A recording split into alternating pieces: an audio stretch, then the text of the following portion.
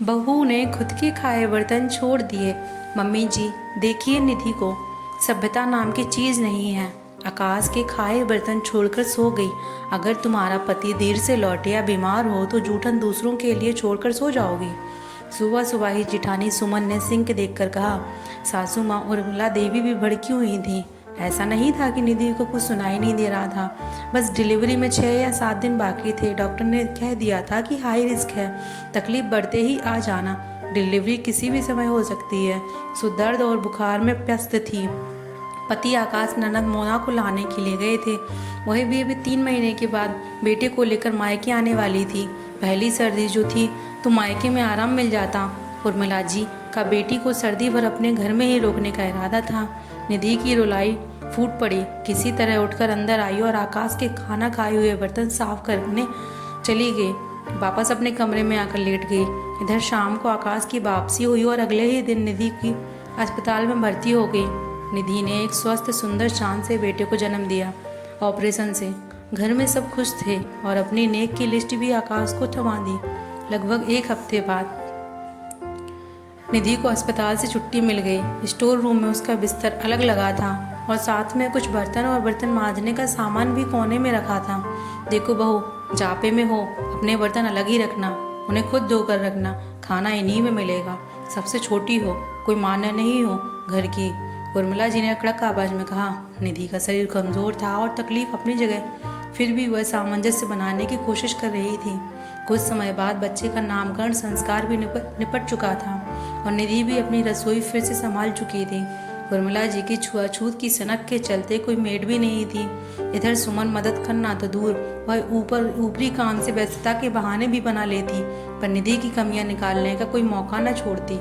1-2 दिन से मुन्ना बीमार हो गया था और शाम होते होते उसकी तबीयत थोड़ी ज़्यादा बिगड़ गई। निधि और आकाश उसे लेकर सीधा हॉस्पिटल भागे। वहाँ उसे नेबुलाइजर लगाया गया। घर आते आते रात के लगभग 10 बजे थे। जैसे ही निधि पानी गर्म करने रसोई में आई तो देखा काम जस का तस। पूरी महफिल तो बैठक में जमी थी और घर की तीनों महिलाएं टीवी देखते हुए उसकी बुराई का पिटारा खोले बैठी थी। अब निधि भी चुप ना रहने वाली थी। वही भी अंदर जाकर बोल दी, माफ़ करना मम्मी जी, इतने दिन से कर भी रही हूँ और सुन भी रही हूँ।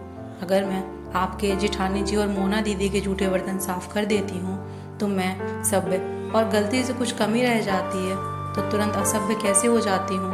अगर कभी मेरे या आकाश जी के खाए बर्तन किसी वजह से छूट गए तो आप लोग तुरंत मेरे परिवार और सभ्यता को निशाना बना लेती हो। मैं भी इसी परिवार की सदस्य हूँ। अगर कोई तकलीफ मुझे हो जाए तो मैं सभ्यता के नाते अपना काम खुद करूँ, बाकी पूरे घर का दायित्व तो सिर्फ मेरा है। आकाश बच्चे के ही पास था। देर होती देखकर जब वह निधि को पुकारने आया तो देखा अच्छी खासी बहस हो चुकी थी।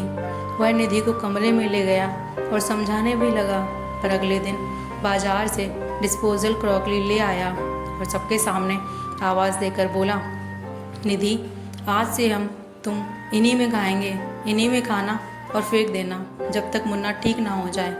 फिर मैं अलग रसोई की व्यवस्था करता हूँ। अगले 2 दिन आकाश और निधि को लगातार डिस्पोजल क्रॉकरी इस्तेमाल करते देखकर घर में ससुर जी का माथा टनक गया। ये क्या लगा रखा है तुम दोनों ने? घर में बर्तनों को अकाल पड़ गया है क्या? छोटी बहू, वो क्या है ना पापा, मुन्ना ज़्यादा बीमार है। मम्मी ठहरी सास और भाभी जिठानी।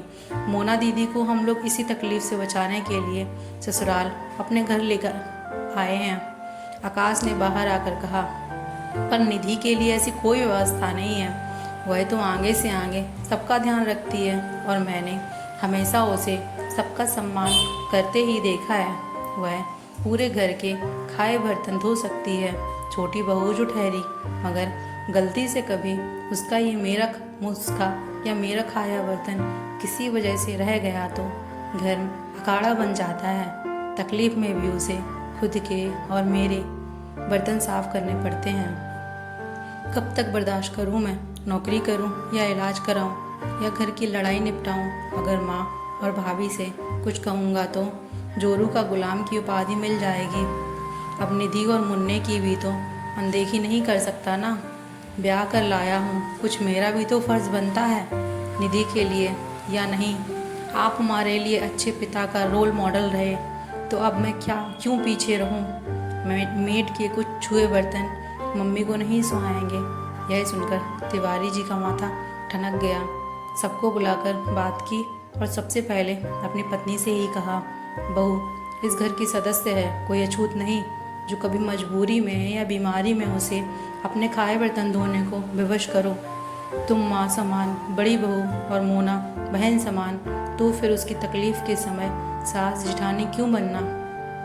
बेहतरी इसी में है कि सिंहासन से उतर के सहयोग से हंसी खुशी रहो। आकाश तुम चिंता मत करो, मैं कल ही एक मेड की व्यवस्था करता हूँ।